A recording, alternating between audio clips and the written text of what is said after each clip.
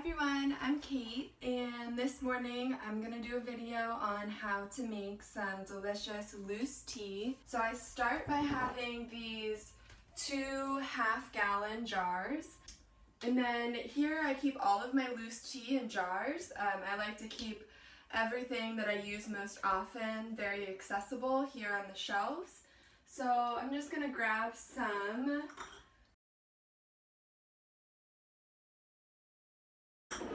I'm going to put nettles in both. I usually put nettles in all the teas that I make, at least for a base, because they're so high in nutrients. And I don't measure very many things. If it's too strong, you can water it down. And then I'm also going to put rose hips in both, which is like a big boost of vitamin C. What else do I have here? I have lemon balm, which is really relaxing and calming. So I'm going to put that one in both of ours. Red raspberry leaf, which is really good for women's health, and it also has a ton of nutrients in it.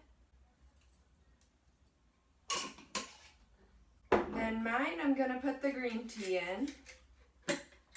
Lupe, I'm going to do chamomile and hibiscus. A little chamomile for me too.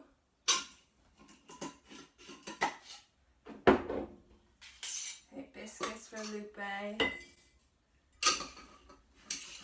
And some sweet basil for taste.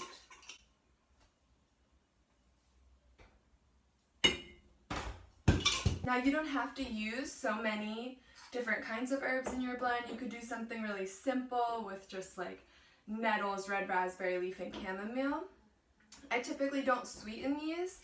Sometimes I'll add a touch of molasses to Lupe so that he gets some nice iron in his. What else?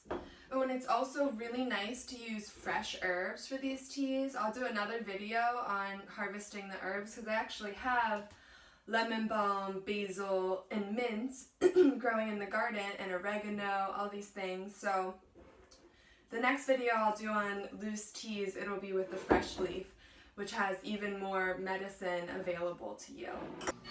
But I've been riding around Saturn's rings. Jumping from star to star, finding my own heart. She coming home tomorrow. It's my choice to be joyful, giving up all sorrow now. This is my story, and this is my vision.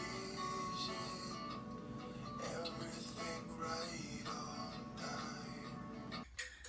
Okay, so I have this tea here that's from yesterday. It was out in the sun for a few hours and then in the fridge overnight, so it's been steeping.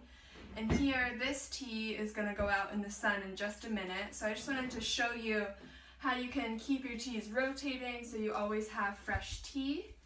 So I steeped this one, now I'm going to strain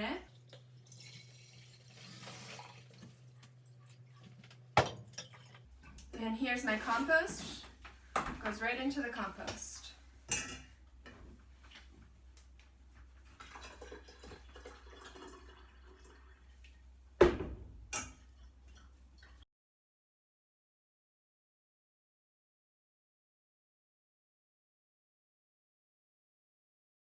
So I have this sun tea here that I'm going to take out. I have this tea brew in here on the shelf, just traditional way. You can just steep it. I steep some things in the fridge overnight in a cold brew, so it's just up to you how you're feeling that day. Alright, and this is my super sunny ledge. And I just put the tea here and leave it for several hours and just let it brew. Alright, so we have our nice sun tea here brewing, and I'll just leave this here for about 3 hours and then maybe even just put it in the fridge for a few hours to let it steep really nice. Nice slow brew. And you want out, Lupe? Lupe's here, my little helper. Yeah. Oh, there's a kitty in the garden. So you can just leave this here, and if you're concerned about bacteria, you can just not do sun tea and use hot water to steep your tea, or you can put it in the fridge and do a cold infusion. So you have lots of options. But yeah, if you keep your jars clean and you don't just leave it for hours and hours, I'd say 3 to 4 hours is plenty. And you really should not have a huge risk of bacteria growing. And you can intuitively tell just by smelling and tasting the tea if it tastes a little bit off. It might not be a really good batch, so just be mindful of that. Alright, I have these 2 half gallons of tea that I made this morning. The one I made with just regular hot water, and the other one I put out in the sun for sun tea. And I just love having these teas made because I know that Lupe is getting different vitamins. You can hear him screaming. Lupe's getting different vitamins and nutrients, even if he doesn't eat a ton of veggies that day. I know he's getting extra boosts of vitamins from the tea. So I have these 2 glass jugs here that I'll just pour them into, and then this will last us the rest of the day and on to tomorrow. So I just like to just keep making the batches, and they'll last like a day or 2 in the fridge.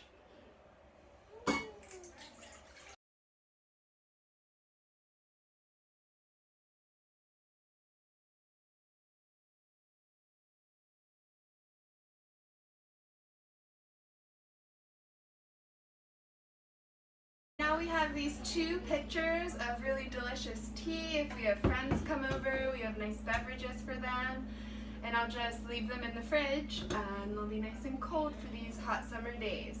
So this is a really nice setup, and to have your compost collection here, so you can either grow or collect. I have all my dry herbs here, so it's really easy to just grab some to make the tea, or collecting it from your garden and letting them dry, like here on the wall, and then recycling them back into the earth through your compost. So it's a really nice process. It's very grounding and nurturing to both our bodies and the earth. So I hope you enjoy.